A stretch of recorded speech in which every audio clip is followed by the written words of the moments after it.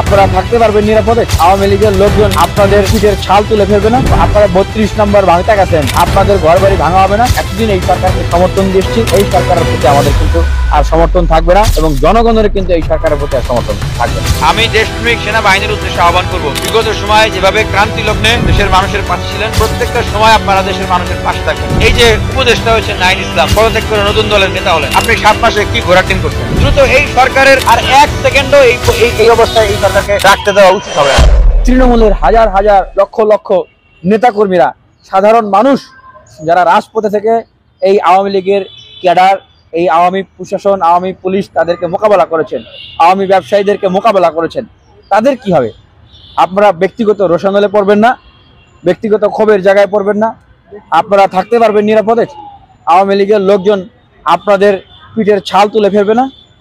আপনারা 32 নম্বর ভাঙতে গেছেন, আপনাদের ঘর বাড়ি ভাঙা হবে না? আপনারা জাতীয় পার্টির কার্যালয়ে আপনারা তাদের সমাবেশ পণ্ড করতে গেছেন, আপনাদের উপরে তারা হামলা করবে না, আক্রমণ করবে না? থামবে না। গণ অভ্যুত্থান যেরকম কোনো আইন মেনে হয় নাই, ঠিক আওয়ামী লীগকে নিয়ে আসার জন্য দরজা যখন উন্মুক্ত করা হবে, তখন সাফারার হবে এই তৃণমূলের বিপ্লবী তরুণ তরুণীরা, তৃণমূলের রাজনৈতিক দলের লাখো লাখো কোটি কোটি নেতাকর্মীরা, সাফারার হব আমরা, জীবন বিপন্ন হবে আমাদের। কিন্তু ক্ষমতার নেগোসিয়েশন যারা করে ফেলেছে তাদের কিন্তু কিচ্ছু হবে না। তাদেরকে দেখবেন পার্লামেন্টে গিয়ে বসে আছে, কেউ হয়তো বিদেশে চলে গেছে, কেউ হয়তো আওয়ামী লীগের সাথে বসে বসে দেখবেন যে ক্ষমতার ভাগাভাগি করতেছে, ব্যবসার ভাগাভাগি করতেছে, অর্থনীতির ভাগাভাগি করতেছে, পোর্ট ভাগ করে নিতেছে, বন্দর ভাগ করে নিচ্ছে, সংসদের আসন ভাগ করে নিচ্ছে, বিশ্ববিদ্যালয়ে ভাগ করে নিচ্ছে, হল ভাগ করে নিচ্ছে, এই ধরনের কার্যক্রম করবে। সুতরাং অভ্যুত্থানে অংশগ্রহণকারী বিপ্লবী ছাত্র জনতাকে এই জায়গায় আমি বলবো যে যারাই আওয়ামী লীগের পুনর্বাসনের জন্য কাজ করবে, তারা যত বড় মুখোশ পরেই থাকুক না কেন, বিপ্লবের মুখোশ, মানদণ্ড একটাই, যারাই আওয়ামী লীগের পুনর্বাসনের কথা বলবে আপনারা তাদের সঙ্গ ত্যাগ করবেন এবং তাদের বিরোধিতা করবেন।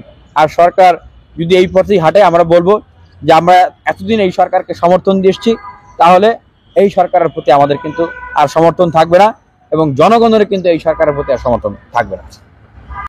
যে ওয়াকার বুকে পাথর চাপা দিয়ে ইউনুসকে মেনে নিছে, এটা তো আরো 7-8 মাস আগের ঘটনা, যখন গভর্নমেন্টটা ফরমেট হয় তখনকার। আপনারা তখন এই কথাগুলো বলেন নাই, এই 7-8 মাস পরে এসে কেন বলতেছে? হাসনাত আব্দুল্লাহর পোস্টে যেটা আমরা স্পষ্টভাবে বুঝলাম, ওইখানে আসন বন্টনের আলোচনা চলতেছিল। এখন আগে কি আলোচনা হয়েছে আর এরপরে কি আলোচনা হয়েছে বাংলাদেশের মানুষ কি জানে? আর আদৌ আলোচনা হয়েছে কিনা সেটারও তো কোনো ঠিক নাই। এই জন্য বলতেছি যে এটা তো অন্ধকারে ঢিল মারার মতো, মানুষকে উস্কানি দিচ্ছে সেনাবাহিনীর বিপক্ষে। এটা তো রাষ্ট্র ব্যবস্থাটাকে, রাষ্ট্রের স্বাধীনতা, সার্বভৌমত্ব, স্থিতিশীলতাকে একটা অস্থির করার একটা পরিস্থিতি তৈরি করতেছে তারা। হ্যাঁ, আর আমরা যে কথাটা বারবার বলতেছি আমি, যে এইখানে অরাজনৈতিক বলে একটা রাজনৈতিক কু করে ক্ষমতা দখল করার একটা পায়তারা চলতেছে। জনগণকে এইখানে সতর্ক থাকতে হবে। হ্যাঁ, আপনার বলতেছেন আপনি ডাকছে 11 দিন আগে, 11 দিন আগে তো আপনি প্রেস ব্রিফিং করলেন না, 11 দিন পরে আপনার কি হলো যে আপনি এখন প্রেস ব্রিফিং করলেন? এই জন্য বলতে চাই যে এই যে এতদিন আপনারা কথা বলেন নাই, কারণ এটা মানুষ এখন বুঝতেছে আপনাদের সাথে যে ডিলিংস হয়েছিল যে আপনারা রাজনৈতিক দল করবেন, আপনাদেরকে তারা সহযোগিতা করবে, সেইটা করছে, রাজনৈতিক দল করছেন। এখন এসে আসন বনিবনা হচ্ছে না, পাবলিকলি ফোর্স দিচ্ছেন। আমি একটা জিনিস খুব গুরুত্বের সাথে বলতে চাই, এটা হচ্ছে আসিফ মাহমুদ যে বক্তব্যগুলো দিচ্ছেন, দেখেন আপনি কোথায় আছেন? আপনি সরকারের চেয়ারে বসে আছেন। আপনি সরকারের চেয়ারে বসে থেকে আপনার দায়িত্ব কি? আপনার দায়িত্ব হচ্ছে সরকার পরিচালনা করা। আপনি নিজেই সরকারের বিরুদ্ধে বক্তব্য দিচ্ছেন। আপনি সরকারে বসে থেকে আপনি সরকারের বিরুদ্ধে এখন কেন বক্তব্য দিচ্ছেন? আর এই যে উপদেষ্টা হয়েছে নাইন ইসলাম, পদত্যাগ করে নতুন দলের নেতা হলেন, আপনি 7 মাসে কি ঘোরার ডিম করছেন? বলেন, 7 মাসে কি ঘোরার ডিম করছেন? আপনারা ক্ষমতায় গিয়েই তো প্রথম যে কাজটা করার কথা ছিল আওয়ামী লীগকে ব্যান করা, এটা করেন নাই। আপনারা করছেন কি? এটা না করে শহীদদের পুনর্বাসন, আহতদের সহযোগিতা, শহীদ পরিবারের পুনর্বাসন, শহীদদের তালিকা এখনো চূড়ান্ত করতে পারেন নাই। আহতরা এখনো হাহাকার, এখনো শহীদ হচ্ছেন। আর আপনারা এগুলা না করে আপনি বানাইছেন দল বানাই এখন হচ্ছেন নেতা।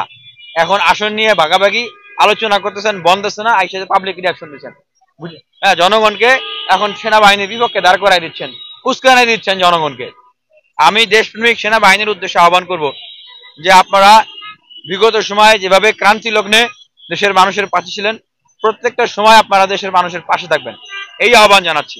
আর জনগণকে বলবো যে আপনাদেরকে কেউ অন্ধকারে ঢিল মারতে বললে আপনারা অন্ধকারে ঢিল মারবেন না।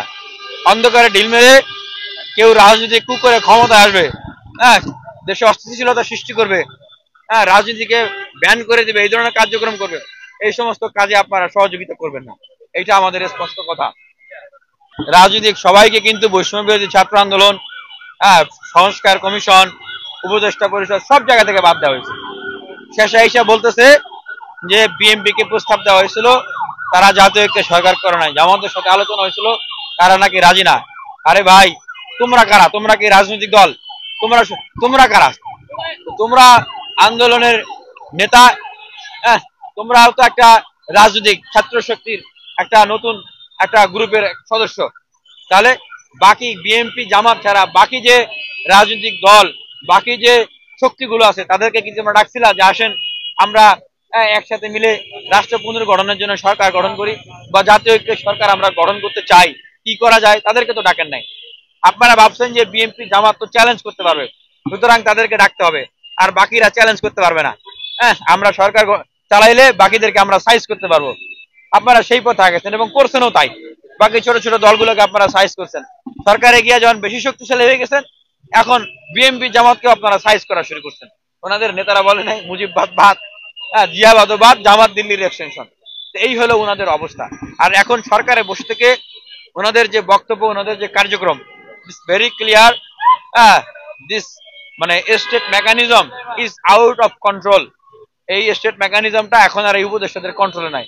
ঠিক এই মুহূর্তে ইমার্জেন্সি বেসিসে মাননীয় প্রধান উপদেষ্টা সকল রাজনৈতিক দলকে কল করে একটা জাতীয় ঐক্য সরকার গঠন করে ছাড়া কোনো বিকল্প নাই, অন্যথায় দেশের স্বাধীনতা সার্বভৌমত্ব বিপন্ন হতে পারে। অথবা উনি যদি না পারেন তাহলে একটা জাতীয় ঐক্যের নির্বাচন দিতে হবে, যেখানে সব রাজনৈতিক দল অংশগ্রহণ করবে। সব মানে আওয়ামী লীগ না, জাতীয় ঐক্যের নির্বাচনেও আওয়ামী লীগ থাকতে পারবে না, জাতীয় ঐক্যের সরকারও আওয়ামী লীগ থাকতে পারবে না।